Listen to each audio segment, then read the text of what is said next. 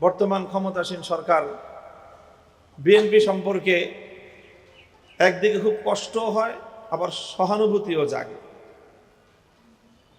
আমি অনলাইনে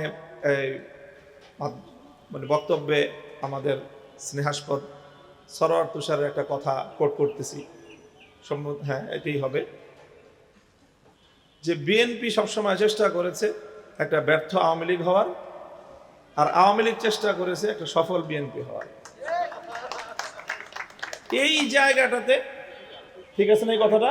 হ্যাঁ, এটা আমি দীর্ঘদিন ধরেই আমি অনুভব করি এবং বিএনপির খুব একজন শুভকামী হিসাবে বিএনপির জন্য শুভকামনা সবসময় ছিল, এখনো আছে, এবং এক ধরনের আমাদের অসহায়ত্বের জায়গা থেকেও ছিল। কারণ শহীদ প্রেসিডেন্ট জিয়াউর রহমান এবং জিয়াউর রহমান সাহেবের শাহাদাতের পরবর্তী সময়ে বেগম জিয়ার যে ভূমিকা, সেই ভূমিকার কারণে আমরা সবসময় মনে করতে হয়েছে আমাদেরকে এই যে আওয়ামী লীগের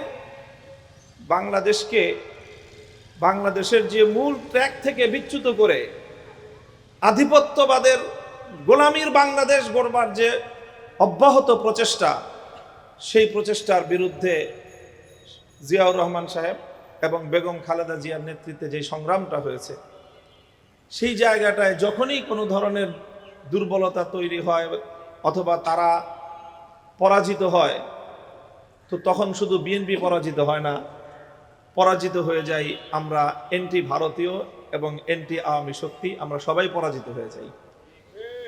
এই জন্য আমরা সবসময় বিএনপির বিচ্যুতিতে বিএনপি যতটা না ক্ষতিগ্রস্ত হয়েছে, আমরা তার চেয়ে বেশি ক্ষতিগ্রস্ত হই। বিএনপির ভুল সিদ্ধান্তের সাফার যতটা না বিএনপিকে করতে হয়, তার চেয়ে বেশি সাফার করি আমরা। এই জন্য বিএনপির প্রত্যেকটা ভুল আমাদেরকে প্রচণ্ডভাবে কষ্ট দেয়। বিএনপি যখন 96 সালে এই তত্ত্বাবধায়ক সরকার বুঝে না, তত্ত্বাবধায়ক সরকার আসমান থেকে পড়েছে কোথাও, এই জাতীয় যখন কথাবার্তা বলতো, তখন আমরা দেখতেছিলাম যে বিএনপি একটা পতনের দিকে ধাবিত হচ্ছে। বিএনপিকে সেই বিষয়টা কষ্ট দেয়নি, আমাদেরকে কষ্ট দিয়েছে।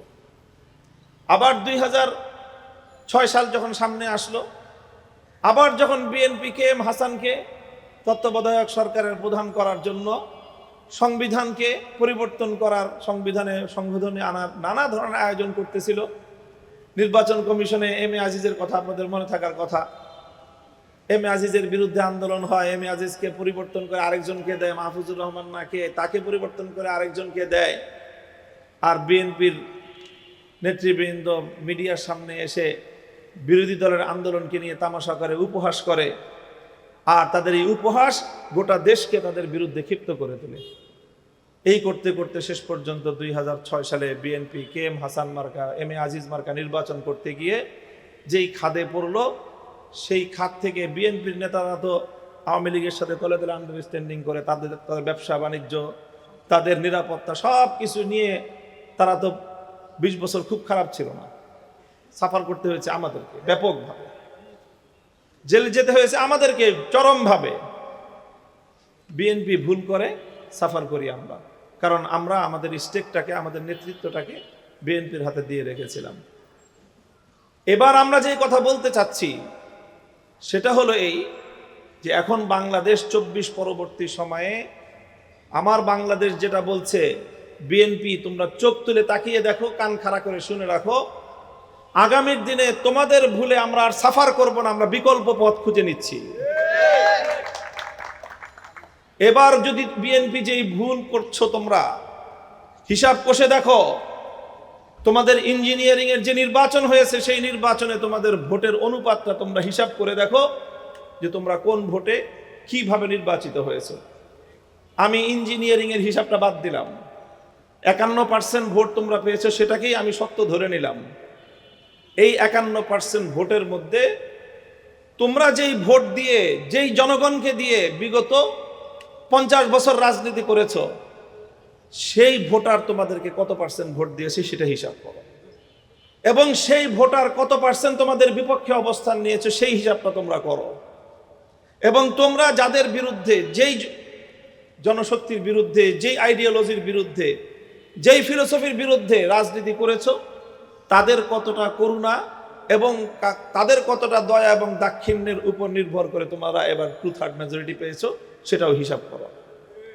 এবং তোমাদের এই বন্দোবস্তের মাধ্যমে পরাজিত শক্তি যদি আবার ফিরে আসে, তাহলে এইটা তারাই আবার তাদের ঘরে ফিরে যাবে। আর এদিক দিয়ে তোমাদের ঘর এটা এখন সম্পূর্ণ তোমাদের ভিন্ন আরেকটা দিকে ডাইভার্ট হয়ে গিয়েছে, সুইং করেছে। বিএনপি মাঝখান দিয়ে দুই নৌকার মধ্যখানে পানিতে তলানো ছাড়া বিকল্প কোনো রাস্তা নেই। আমরা সর্বশেষ বিএনপির প্রতি এই শুভকামনা জানাচ্ছি, সৎ পরামর্শ দিচ্ছি, এই আত্মঘাতী পথে তোমরা চলো না। জনগণের কথা বুঝবার চেষ্টা করো। জনগণ এই বাংলাদেশে জুলাই বিপ্লবটাকে এদেশের নতুন প্রজন্ম কিভাবে ওন করে, বাংলাদেশে থেকে তো হয়তো তোমাদের বুঝতে একটু সমস্যা হয়, সারা পৃথিবীর অন্তত প্রবাসীদের কাছে গিয়ে একটু শুনে এসো। আমার যে রাজনৈতিক একটু পর্যবেক্ষণ, বিএনপির একটা বড় ধরনের সমর্থন এবং তাদের একটা বড় শক্তির জায়গা ছিল সারা পৃথিবীর প্রবাসী বাংলাদেশি রেমিটেন্স যোদ্ধারা। বিগত জুলাই বিপ্লবের সাফল্যের অন্যতম অংশীজন এই রেমিটেন্স যোদ্ধারা, প্রবাসীরা এখন আমার তো যতটুকু পর্যবেক্ষণ 80 থেকে 90% এখন সম্পূর্ণ তারা বিএনপির প্রতি শুধু ক্ষুব্ধ না, মারাত্মক রকমের বিস্ফোরণোন্মুখ হয়ে আছে তারা। এই টোটাল যে ইয়াং জেনারেশন, নতুন জেনজি প্রজন্ম এবং নতুন যারা এবছর ভোট দিয়েছে 35 বছরের মানে কম যাদের বয়স, এই টোটাল এই প্রজন্মটাই বিএনপি থেকে মুখ ফিরিয়ে নিচ্ছে বিএনপির ভুল রাজনীতির কারণে। কথা দীর্ঘায়িত করছি না, আমি আমার কথার কনক্লুশনের দিকে চলে যাচ্ছি। শুধুই একটা কথাই বলি, এই কথার তো এখনো পর্যন্ত সাংবিধানিক কোনো ব্যাখ্যাও আসে নাই এবং জাতীয় সংসদেও এখনো পর্যন্ত সরকার তরফ থেকে কোনো ব্যাখ্যা দেওয়া হয় নাই। এই যে আজকে গণভোটকে যে সংবিধান বিরোধী বলছেন আপনারা, গণভোটকে সংবিধান বিরোধী বলতে বলতে মুখে ফেনা তুলছেন। এই গণভোটকে, এই গণভোটের প্রতি সমর্থন ব্যক্ত করে গণভোটের মাধ্যমে জুলাই সনদকে যে আনচ্যালেঞ্জেবল একটা জায়গায় বাংলাদেশের কনস্টিটিউশনের মধ্যে অন্তর্ভুক্ত করা যাবে, এই প্রক্রিয়া যখন আলোচনা হয়েছিল সেই ঐক্যমত্য কমিশনে জুলাই সনদ পাশ হওয়ার পরে, তো সেখানে তো সুস্পষ্টভাবেই সালাউদ্দিন সাহেব বিএনপির পক্ষ থেকে প্রতিনিধিত্বশীল বক্তব্য রেখে তারা তো এই প্রসেসটাকে, এই প্রক্রিয়াটাকে শুধু সমর্থন করেছেন তাই নয়, বরং তারা উত্থাপনও করেছেন। তো সেই নভেম্বর মাস থেকে ফেব্রুয়ারি মাস পর্যন্ত তখন তো মনে হয় নাই যে গণভোটটা আনকনস্টিটিউশনাল। এখন কেন আপনারা এসে সেই হাসনাত আব্দুল্লাহর ভাষায় বলতে হয় যে গাং পার হয়ে গেলে মাঝি কাকদুলা ভাই, এখন আর চিনো না তোমরা মাঝিদেরকে?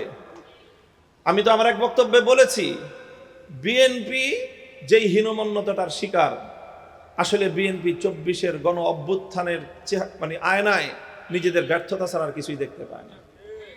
এই জনগণ, এই দেশের মানুষ ফ্যাসিবাদের জাতাকলে পিষ্ট হতে হতে তারা বিপ্লবের জন্য সম্পূর্ণ প্রস্তুত ছিল। তারা বিএনপির দিকে তাকিয়েছিল যে বিএনপি নেতৃত্ব এই জনগণকে বিপ্লবের জন্য নেতৃত্ব দিবে, কিন্তু বারবার জনগণ এই বিএনপির নেতৃত্বের কাছ থেকে তারা ভীরু কাপুরুষতা সুলভ আচরণ পেয়েছে। ঈদের পরে আন্দোলন হবে, ঈদের পরে আন্দোলন হবে, ঈদের পরে আন্দোলন হবে। বাংলাদেশে আর 15 বছরে বাংলাদেশের আকাশে ঈদের চাঁদ উঠে নাই, আর বিএনপির আন্দোলনও আসে নাই। শেষ পর্যন্ত আমাদের ছাত্ররা তারা বাধ্য হয়ে রাজপথে নেমেছে, তারা নেতৃত্বের দায়িত্ব নিজেদের কাঁধে তুলে নিয়েছে। বাংলাদেশের মানুষ তখন নতুন আস্থায় আবার রাজপথে নেমেছে। তখনই সেই বাংলাদেশের বিপ্লবের মহাকাব্য তৈরি হয়েছে। স্যার, একটারে গুলি করলে একটাই যায়, বাকিটি যায় না। বিএনপি নেতৃত্ব কি করেছে? 28 অক্টোবর সর্বশেষ, 28 অক্টোবর না নয়াপল্টনে যে সমাবেশ হলো 2023 সালে 28 অক্টোবর না, 28 অক্টোবর আমরা তখন জেলখানায় কারাগারে আমরা রোজা রেখে দোয়া করেছি। আগের দিন মনে করেছি আগামীকাল 28 অক্টোবর একটা ভালো কিছু আমরা দেখব। এরপরে যখন আমরা মিডিয়াতে 28 অক্টোবরে বিএনপির নয়াপল্টনের সামনে ভীরু কাপুরুষতার সর্বশেষ প্রদর্শনী যখন আমরা দেখলাম, তখন আমাদের হৃদয়টা ভেঙে চূর্ণ বিচূর্ণ হয়ে গিয়েছিল। আমরা তখন মনে করেছিলাম যে আমাদের মুক্তির সর্বশেষ সূর্যটা বুঝে অস্তমিত হয়ে গেল। এরপরে যখন আবার আমাদের ছাত্ররা, আমাদের এই সোনার সন্তানেরা যখন আবার তারা নেতৃত্বের ঝান্ডা তুলে নিল, নতুন করে আবার আমরা প্রেরণা পেলাম, স্বপ্ন দেখলাম। বিএনপি শুধুমাত্র 5ই আগস্ট 2024 সাল একদিনের জন্য, শুধুমাত্র জাস্ট একদিনের জন্য জুলাই বিপ্লবকে অন করেছে। সেদিনের বক্তব্য শুনেন রুহুল কবির রিজভী সাহেবের, সেদিনের বক্তব্য শুনেন বিএনপির অন্যান্য নেতাদের, আন্দালিব রহমান পার্থ সাহেবদের বক্তব্য 5ই আগস্ট শুনেন। এরপরে 6ই আগস্টের পর থেকে বিএনপি নেতৃবৃন্দের স্টেটমেন্টগুলো দেখেন। এরপরের দিন থেকেই তাদের বক্তব্য চেঞ্জ হয়ে গেছে। কারণ 5ই আগস্টের আকস্মিকতায় অভিভূত ছিল তারা, কারণ তারাও মুক্তির কোনো পথ খুঁজে পাচ্ছিল না, মুক্তির কোনো সম্ভাবনাই তারা দেখছিল না। 5ই আগস্টের বিপ্লবে তারা আনন্দিত উৎফুল্ল ছিল এবং তখন তাদের মুখ থেকে অরিজিনাল কথাটা বের হয়ে আসছে। 5ই আগস্ট রাতের বেলায় শুয়ে শুয়ে তারা চিন্তা করেছে আসলে বিপ্লবটা কি হলো এবং এখানে আমাদের অর্জনটা কি এবং আমাদের ভূমিকাটা কি। তো সেই ভূমিকাটা দেখলো যে ইতিহাস যখন লিখবে যে 2024 সালের জুলাই বিপ্লব, 36শে জুলাই বাংলাদেশ মুক্তি লাভ করেছিল এবং এই নেতৃত্বটা কিভাবে এসেছিল, সেখানে প্রথমেই যে কথাটা আসবে সেটা হলো বিএনপির চরম নেতৃত্বের ব্যর্থতার প্রেক্ষিতে বিকল্প নেতৃত্ব মাঠে এসেছিল। কাজেই 5ই আগস্ট 36শে জুলাইয়ের বিপ্লবের সফলতা মূলত বিএনপি নেতৃত্বের কাপুরুষতা, আপোষকামিতার এক স্পষ্ট দলিল। এই জন্য বিএনপি 24শে জুলাইকে অন্ত করেই না, বরং 24শে জুলাইয়ের বিপ্লবের এই অর্জনকে মুছে ফেলার জন্য তারা চেষ্টা করছে। আমাদের পয়গাম মনে রেখো, 24শে বিপ্লবকে যদি তোমরা মুছে ফেলতে চাও, ব্যর্থ হবে তোমরা। বাংলাদেশের 71-এর অর্জনকে হাইজ্যাক করে 72-এর চেতনা দাঁড় করাবার যে চেষ্টা করা হয়েছে, 24শে এই অর্জন এবং বিজয়কে যদি ধ্বংস করবার জন্য তোমাদের এই অব্যাহত প্রচেষ্টা চলতে থাকে, এর জন্য তোমাদেরকে কড়া মাসুল গুনতে হবে। বিএনপি মাঝখান থেকে তলিয়ে যাবে। বিকল্প শক্তি বাংলাদেশপন্থীদের নেতৃত্বের জন্য যেই দানা বাঁধা শুরু হয়েছে, এটা চলতেই থাকবে। বিএনপির সামনে এখন দুটোই অপশন, এক হলো নিজেরা ভ্যানিশ হয়ে যাওয়া, আর এক হলো জুলাই চেতনাকে ধারণ করা। মাঝখান দিয়ে ভিন্ন কোনো পথ নাই। আমাদের শুভকামনা থাকবে, সৎ পরামর্শ থাকবে, নিজেদের অস্তিত্ব বিলীন করার এই পথের বিপজ্জনক আত্মঘাতী পথে তোমরা হেঁটো না, তোমরা আসো, জুলাইয়ের চেতনাকে ধারণ করো এবং গণভোটের রায় কার্যকর করার মধ্য দিয়ে জুলাই বিপ্লবকে সত্যিকার অর্থে যেই শ্রদ্ধা সম্মান প্রদর্শন করা দরকার সেটা করো। সেটাই তোমাদেরকে ইতিহাসে তোমাদেরকে স্মরণীয় করে রাখবে, অন্যথায় তোমরা ইতিহাসের আস্থা করে নিক্ষিপ্ত হবে। আমি আশা করব যে এই ধারা অব্যাহত থাকবে। ওয়া আখিরু দাওয়ানা আলহামদুলিল্লাহি রাব্বিল আলামিন।